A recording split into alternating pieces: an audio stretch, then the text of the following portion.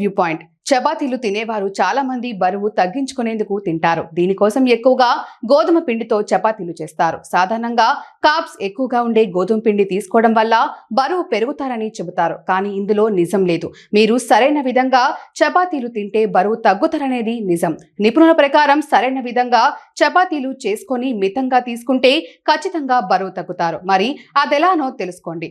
చపాతీలు చేయడానికి చాలా మంది మార్కెట్లో దొరికే పిండి తీసుకుంటారు. ఇది గోధుమ పిండి అని చెబుతారు. కానీ అందులో అంతో ఇంతో కల్తీ జరగడం, మైదా కలవడం జరుగుతుంది. కాబట్టి అలా కాకుండా మీరే గోధుమలు తీసుకొని పిండి పట్టించి ఆ గోధుమ పిండినే వాడండి. దీనివల్ల ఫైబర్ ఎక్కువగా అందుతుంది. అదేవిధంగా అప్పుడప్పుడు దీనిని మల్టీ గ్రెయిన్స్ లా పట్టించడం చేయండి. అంటే రాగులు, జొన్నలు, వజ్ర వంటివి కలిపి పట్టించటం లేదా విడివిడిగా పట్టించి చపాతీ చేసేటప్పుడు పిండి కలపడం చేయండి. దీంతో శరీరానికి ఎక్కువ పోషకాలు కూడా అందుతాయి. హ్యాపీగా తినొచ్చు.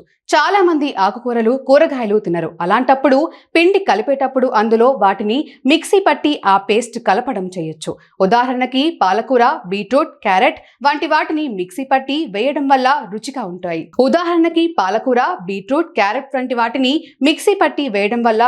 ఉంటాయి. పోషకాలు కూడా అందుతాయి.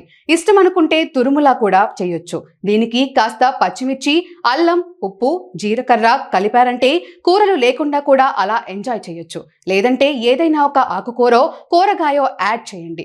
పిండి కలిపేటప్పుడు చాలా మంది నూనె వేస్తుంటారు. అయితే ఇది ఎక్కువగా వేయొద్దు. తక్కువ పరిమాణంలోనే వేయాలి. వీలైతే నెయ్యి వేయండి. దీనివల్ల ఎక్కువ క్యాలరీలు వెళ్ళవు.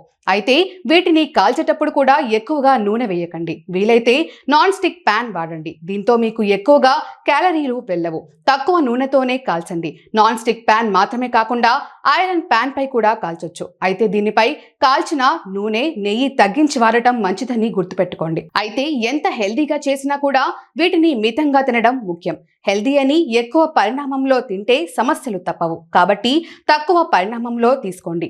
1-2 చపాతీలు చాలు. అంతకు మించి ఎక్కువగా తినకూడదు.